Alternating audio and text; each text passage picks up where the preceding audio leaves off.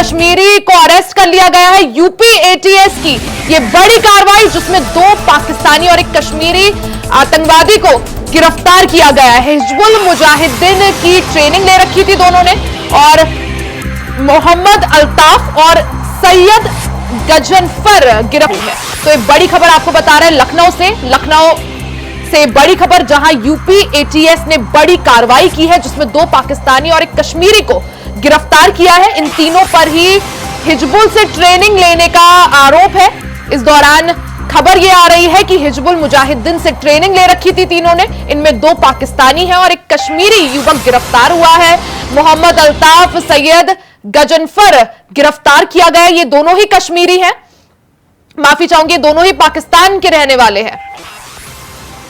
तो बड़ी खबर आपको बता रहे हैं सीधा लखनऊ से, जहां यूपी एसटीएफ ने बड़ी कार्रवाई की है।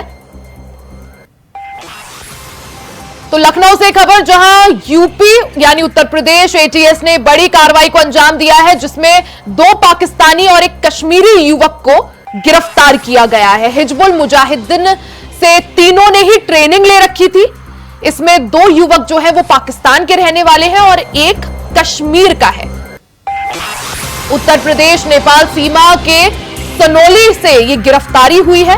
आरोपियों से पाकिस्तानी और भारतीय पासपोर्ट दोनों बरामद हुए हैं। भारतीय आधार कार्ड भी बरामद हुआ है। एक तरह से कोशिश कर रहे थे तीनों ही कि वो ये दिखा सके कि वो भारत के नागरिक है, खुद को भारतीय दिखाने की कोशिश कर रहे थे। नेपाल, बांग्लादेश, भारत और अमेरिकी करेंसी भी बरामद हुई है। नासिर आईएसआई हैंडलर सलीम से ले रहा था निर्देश। हमारे साथ मोहम्मद आसिफ लखनऊ से इस खबर पर ज्यादा जानकारी के साथ लाइव जुड़ चुके हैं। मोहम्मद आसिफ, यूपी एटीएस ने बड़ी कार्रवाई को अंजाम दिया है। उत्तर प्रदेश और नेपाल की सीमा से 3 लोगों को, 3 आतंकियों को गिरफ्तार किया गया है, जिनमें से 2 पाकिस्तानी हैं और एक कश्मीरी है। क्या जानकारी इसको लेकर?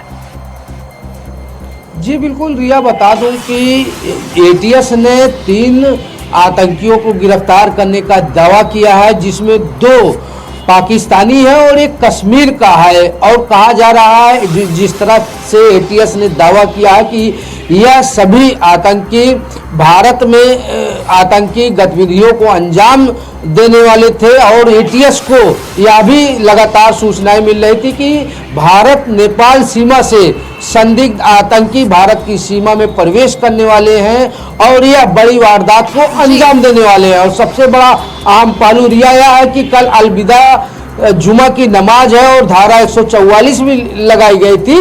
एटीएस ने इसी सूचना के आधार पर तीनों लोगों को गिरफ्तार किया और इनके पास से जाली पासपोर्ट भी बरामद किया। अगर वही बात करें एटीएस के हत्थे चढ़े अल्ताफ बट पाकिस्तान के रावलपिंडी का रहने वाला है और सैयद गजनफर इस्लामाबाद पाकिस्तान का रहने वाला है, जबकि नासिर अली जम्मू कश्मीर का रहने वाला है। और वो यह मुजफ्फराबाद कैंप में असलाह चलाने की ट्रेनिंग का कैंप भी का हिस्सा भी बन चुका है। और अल्ताफ की बात करें तो अल्ताफ मुजफ्फराबाद कैंप से असलहों की ट्रेनिंग लेकर और हिजबुल के हैंडलर के संपर्क में यह लगातार काम कर रहा था। और यह नेपाल के काठमांडू में आईएसआई हैंडलर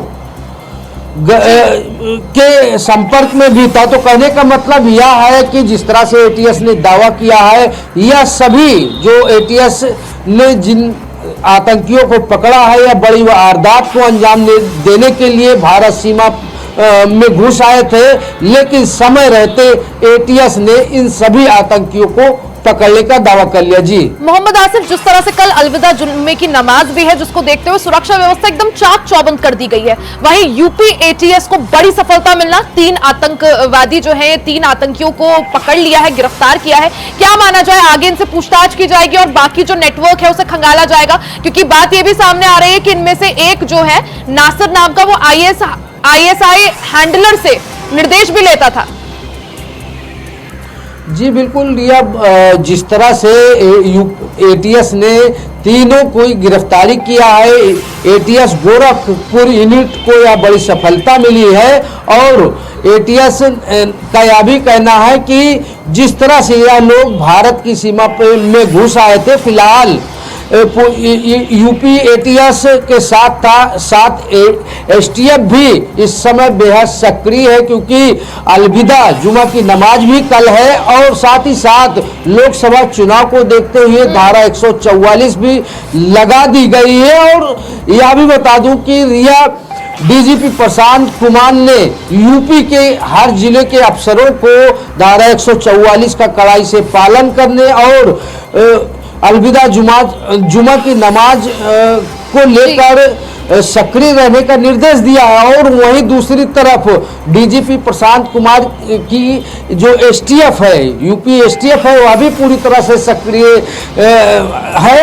और यहाँ पर दोनों टीमों के संयुक्त सूचनाओं के आदान प्रदान से यूपी से जो जिस तरह से एटीएस ने 3 संदिग्धों को गिरफ्तार किया है, यह अपने आप में बड़ी अहम गिरफ्तारी है। और अब पता चला है कि एटीएस इन सभी संदिग्धों से पूछताछ करेगी गहनता से और कुछ राज भी उगलवाए हैं, क्योंकि इस समय चुनावी माहौल चल रहा है और साथ ही साथ रमजान का महीना चल रहा है। तो यह खुराफात करने की नीयत से जिस तरह घुसे थे और इनके कितने साथी हैं यूपी में और इंडिया भर में, और क्या क्या वारदात अंजाम देने वाले थे, यह भी अब एटीएस और यूपी एसटीएफ पूरी तरह से संयुक्त ऑपरेशन चलाकर पूछताछ करेगी। और नापाक मंसूबे पालने वाले जितने भी लोग हैं आतंकी संगठन, उनकी गिरफ्तारी करेगी। बिल्कुल मोहम्मद आसिफ, यूपी